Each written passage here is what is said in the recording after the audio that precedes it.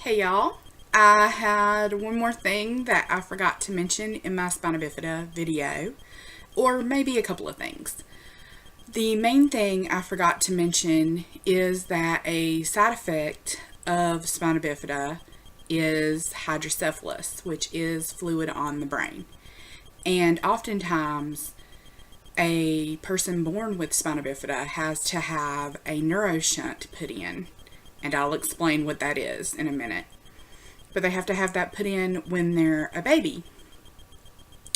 So what happens is fluid builds up on the brain while you're sleeping. And when you wake up in the morning, it drains off through these little tunnels that you have in the back of your head on both sides called ventricles. In people born with Spina Bifida, I'm not really sure if we produce more fluid collects, or what, but somehow, sometimes our ventricles close up or are too small to drain the fluid properly. And it's really terrible, and I don't want to gross anybody out, so fair warning. But in order to dilate the ventricles sufficiently for the fluid to drain, you have to vomit. I know that's crazy. It sounds completely insane, but I swear it is completely true. When I was 6 years old, I started vomiting every morning for literally no reason. Like, I wasn't even really nauseated. It was just out of nowhere. I, knew that I had to throw up. I would feel it, and then I would either throw up before I left the house. I was in first grade, y'all. I would throw up before I left the house and sometimes have to change my clothes, or I would wait until I got to school, and then I'd have to run to the bathroom and throw up. My parents had no idea what was going on with me. And bear in mind, I had already had multiple surgeries. I had probably already had at least 10 surgeries. So, I'm born. They fix my myelomeningocele, which I can actually put in the comments if you want to look it up. I can spell it. Myelo.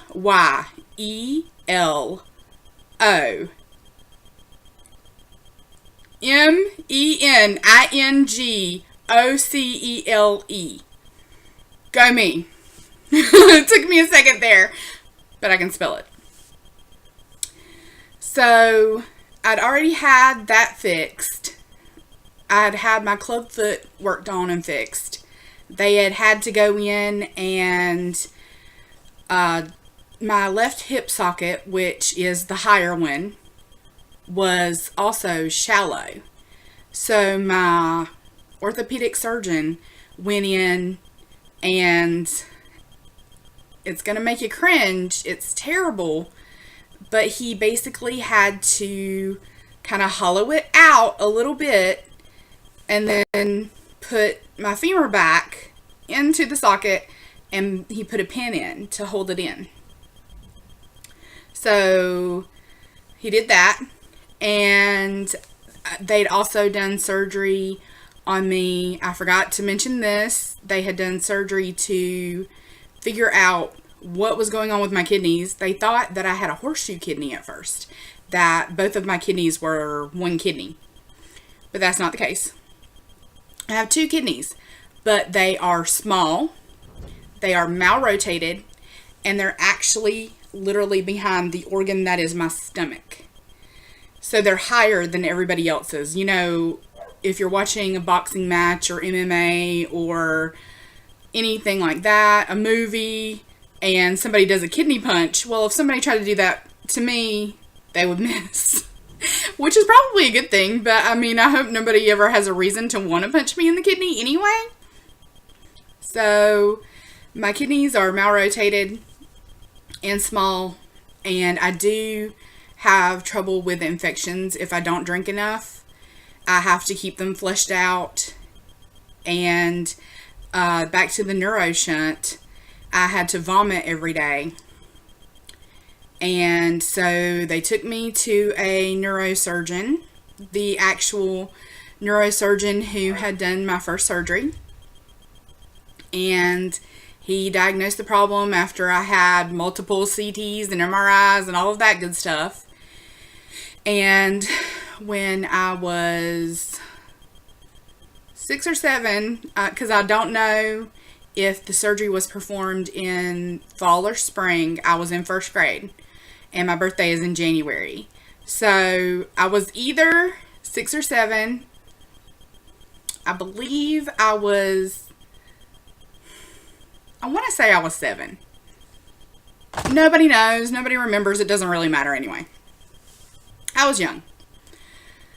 But that surgery was actually my first epidural. I've had 3 epidurals in my life. And all of them occurred before age 10.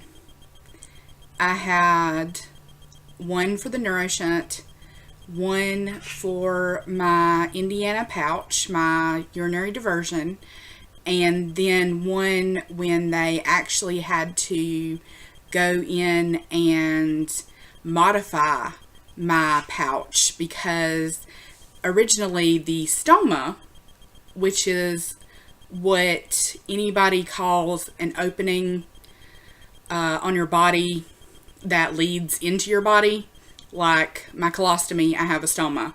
My urinary diversion, I have a stoma, which happens to be my belly button.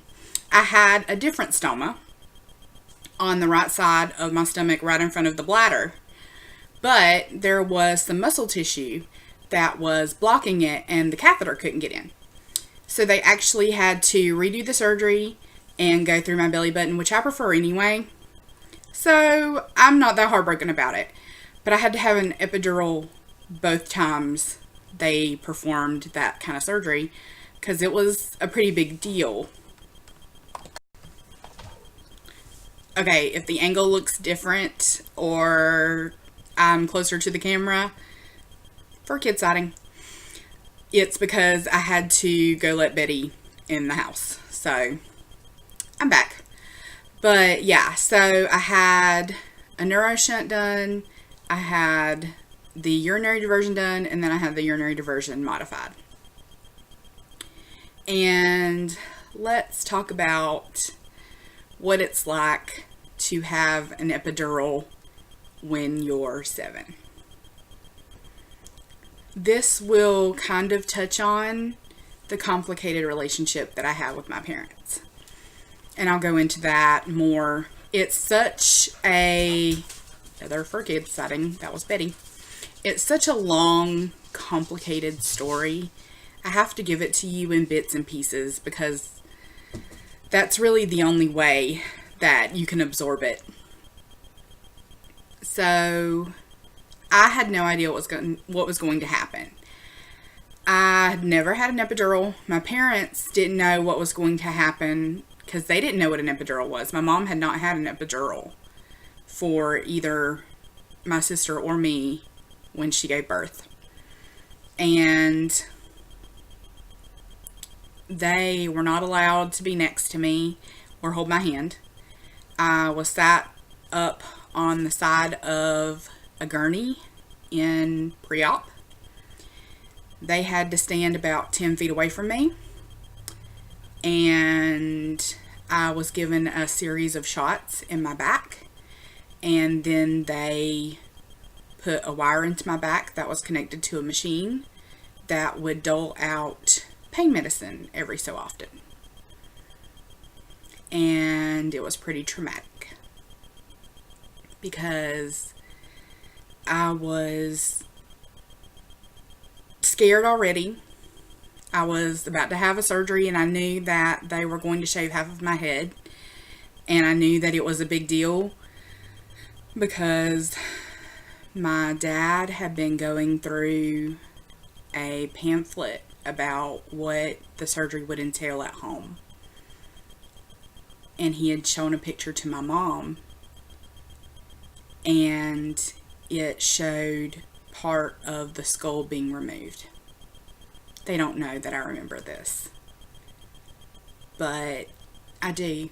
He showed it to Mom, And I was right there. He didn't know that I knew what he was looking at. And I had to have part of my skull removed to put in a pump to go to the tubing that actually runs through the ventricle, and then it comes this way. I have a scar right here. They had to bring it down and kind of thread it down.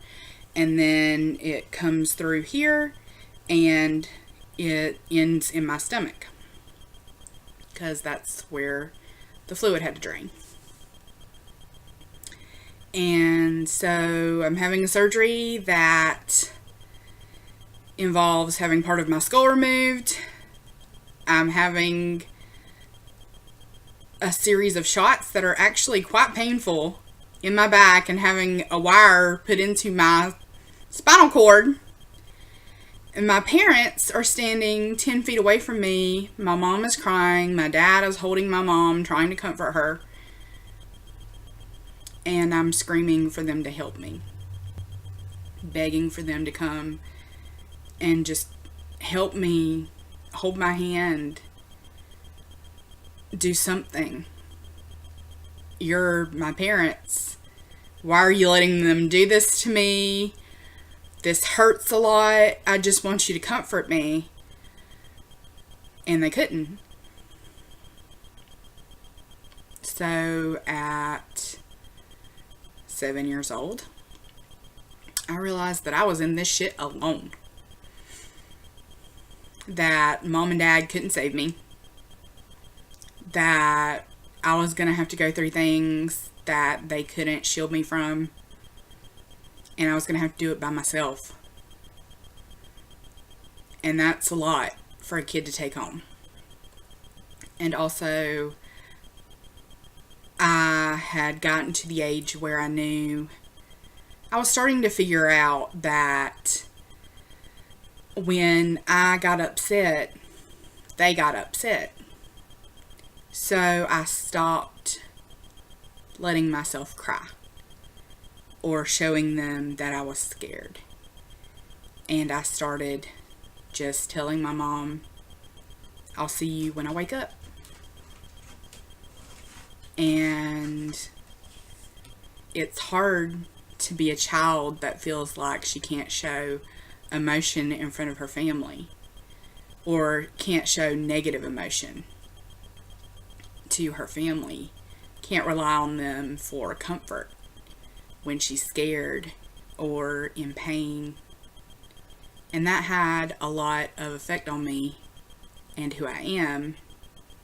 And everything that's happened to me from birth to now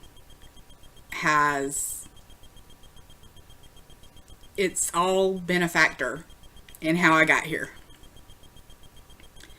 Some of it I'm glad happened, because it made me a stronger person and a better person.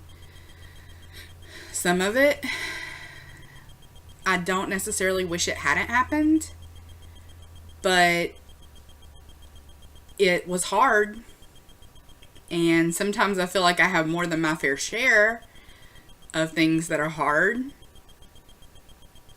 But in the end, I generally just accept that somebody out there smarter and more powerful than me knows what's going on and has things under control.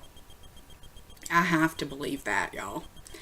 And with the number of times I've almost died and haven't, I also have to believe that. Seriously, I'm going to do a video. I promise. It will come. It will happen. Yeah, you're not going to believe it, but I promise, for every story where I almost died, I have a witness. So I'm not making this shit up. But that's a little bit more about my spina bifida. There is also something that is a complication of spina bifida that I don't have, and it's called Chiari malformation. And that happens when the brain stem actually sinks down into the spinal column. And it can create a lot of problems for people. So I'm grateful I don't have that. It could be worse than it is. I am very blessed with my spina bifida. I can walk when I should not be able to walk. I have, relative control over my bowels and bladder now. It's much better than it was. I'm an independent person. I drive. I can load and unload my wheelchair by myself now. There was a little while when I couldn't.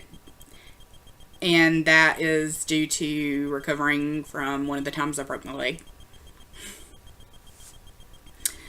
Oh boy. The phrases I have to utter, y'all. And also, I have battled depression a lot. I battled depression a lot while I was in the abusive relationship that I reference all the time. And that really messed with my energy. So I relied on my partner to load and unload my wheelchair for me. And I wish that I had not allowed him to have that power over me, that I had pushed myself a little more to be more physically independent. But there are reasons why I didn't. And they will come out eventually. I just don't want to overwhelm anybody because there's a lot to know. There's a lot to tell. It's a long story. But that's a little more about spina bifida. That's the rest of the story, as Paul Harvey used to say. Does anybody remember Paul Harvey? Am I just that old? Did you ever hear Paul Harvey on the radio? I was really young, okay? I was really young when Paul Harvey was coming on the radio. So if you don't know who he is, you can look him up. Most of you probably don't, because you're so much younger than me. But at least I don't look my age. That's something to be grateful for. So I hope you have a great day. And I will be back soon with another video. And I hope you're well. Until then. Bye.